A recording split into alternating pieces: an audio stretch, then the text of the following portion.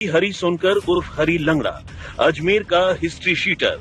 कहते हैं सट्टे के अवैध कारोबार के दौरान नितेश नैन हिस्ट्री शीटर हरी लंगड़ा के संपर्क में आया। एक मामले में जेल की सजा काटने के दौरान नितेश उसके साथ कुछ दिन रहा भी। वहां से जमानत पर रिहा होने के बाद नितेश का हरी लंगड़ा के घर आना जाना हो गया। उसी दौरान नितेश की नजर हरी लंगड़ा की पत्नी पर पड़ी। दोनों के बीच मिलना जुलना आगे बढ़ने लगा। नितेश तब भी उसके घर जाने लगा जब हरी लंगड़ा वहां नहीं होता था। नितेश और हिस्ट्री शीटर हरी लंगड़ा की बीवी के बीच मामला अभी आगे बढ़ ही रहा था कि हरी लंगड़ा को एक मामले में जेल हो गई। अब नितेश और हरी लंगड़ा की बीवी बेखौफ तरीके से मिलने लगे और करीब 6 महीने पहले एक रोज नितेश उसकी बीवी को लेकर भाग गया। ऐसी बातें कहां छुपती हैं? जेल में जब हरी लंगड़ा को ये पूरी खबर सुनाई गई तो वो आग बबूला हो गया। जेल से बाहर आने का इंतजार करने लगा और जैसे ही उसे जमानत मिली उसने नितेश के मर्डर का कॉन्ट्रैक्ट निकाल दिया। लंगड़ा ने कहा कि जो भी नितेश को मारेगा वो उसे पैसों से खुश कर देगा, मुंह मांगी कीमत देगा। जिसके बाद 20 लाख रुपए में नितेश की सुपारी राजस्थान के ही मनोज यादव नाम के एक हिस्ट्री शीटर ने ली। तो हरी लंगड़ा इसमें मुख्य अभियुक्त है। इसके साथ में इन्होंने जो जैसा सर बता रहे थे, इस जो सुपारी किलिंग है इसका कॉन्ट्रैक्ट उसने मनोज यादव को दिया था। तो मनोज यादव एक कोई KTN news channel YouTube channel चलाता है और अपने आप को पत्रकार भी बताता था। तो उसने ये कृत्य किया और अपने साथ ही एक गौतम के साथ मिलकर ये काम किया।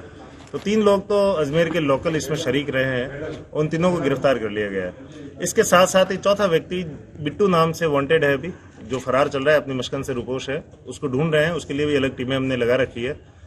उस व्यक्ति ने हरी लंगड़ा और मनोज को आपस में मिलवाया था और उसने ये बात बताई थी कि इन दोनों के बीच में अगर ये पैक्ट हो जाए तो मनोज का चूंकि ये दोस्त था नैन जो है, और मनोज की और इसकी दोस्ती के कारण हरी लंगड़ा से संपर्क होता है और ये किलिंग सुपारी किलिंग की जो बात है वो आगे बढ़ती है। इसके बाद मनोज यादव ने इस कॉन्ट्रैक्ट किलिंग का सौदा अपने साथियों के साथ 15 लाख रुपए में तय कर दिया। मनोज ने अजमेर के गौतम सिंह, इटावा के कल्लू खव्वा और अलवर गेट के देवेंद्र यादव को हत्या की सुपारी ट्रांसफर कर दी। नितेश को भी पता था कि हरी लंगड़ा ने उसकी मौत की सुपारी निकाल दी, लिहाजा वो खुद की हिफाजत के लिए हथियार की तलाश में था। ऐसे में कल्लू और खव्वा हथियार दिलाने की बात कहकर नितेश को 1 फरवरी को फिरोजाबाद ले गए। इसने इस कॉन्ट्रैक्ट को आगे कुछ अपने लिए पैसे बचाने के लिए और कुछ पैसे उनको देने के लिए इस तरह के कॉन्ट्रैक्ट को मिलकर असाइन किया कि भाई हम इस तरह से इसको मार सकते हैं। क्योंकि मृतक जो है नैन वो खुद भी अष्टपुष्ट व्यक्ति है, उसको जबरदस्ती कोई ले जाने की क्षमता रखता नहीं है। तो इन्होंने उसको लालच दिया कि हम उसको हथियार दिलाएंगे ताकि वो भी इस हथियार का किसी न किसी तरीके से कोई प्रयोग कर ले। तो उसको बहलावे में लेके इसको यूपी ले गए और यूपी ले जाकर साजिशन तरीके से, जैसा कि इनका तो पूर्व से पहले से प्लान था ही, इनकी मीटिंग्स भी होती है आगरा में, जयपुर में, अलग अलग जगह मीटिंग्स भी होती है इन सब चीजों को डील करने के लिए, तय करने के लिए किस तरह से वारदात करेंगे ये। तो ये करके फिरोजपुर में इन्होंने, जहाँ पर एक कल्लू का मकान है, उस मकान में एक तहखाना बना हुआ है और उसमें मकान का कंस्ट्रक्शन का काम भी चल रहा है। तो उस तहखाने के अंदर ले जाकर रात को उसे मार देते हैं। नितेश इस बात से अनजान था कि जिनके साथ वो हथियार लेने जा रहा है दरअसल उन्हें ही उसकी मौत की सुपारी दी गई है। कल्लू और उसके साथी नितेश को लेकर फिरोजाबाद के बिलाल नगर के अपने घर में गया और नितेश के सिर में लोहे की सरिया मारकर उसकी हत्या कर दी।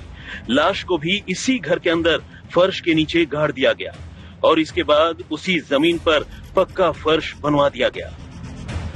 जब तक हम इनकी दस्तियां भी करते तब तक मकान के ऊपर फर्श भी बिछ गया होता है। तो कुल मिला के इन्होंने एक बड़ा प्लान ये किया था कि ये घटना खुलेगी नहीं और पुलिस भी चूंकि कड़ी से कड़ी जोड़ नहीं पाएगी, इसलिए वो एक घटना इतिहास ही बनकर रह जाएगी, लोगों के सामने नहीं आ पाएगी। काम खत्म होने के बाद 2 फरवरी को मनोज यादव ने हरी लंगड़े से 10 लाख रुपए लेकर कल्लू को दे दिए। बाकी के 5 लाख रुपए बाद में देने की बात हुई। 7 फरवरी को पुलिस को तहरीर मिली और शुरुआती जांच में हरी लंगड़ा की बीवी का एंगल आते ही पुलिस को समझ में आने लगा कि मामला किस तरफ जा रहा है। इसके बाद हथियार के लिए नितेश की बातचीत ने पुलिस को हत्यारों तक पहुंचने का सुराग दिया। अजमेर से चंद्रशेखर शर्मा और फिरोजाबाद से सुधीर शर्मा के साथ आज तक ब्यूरो।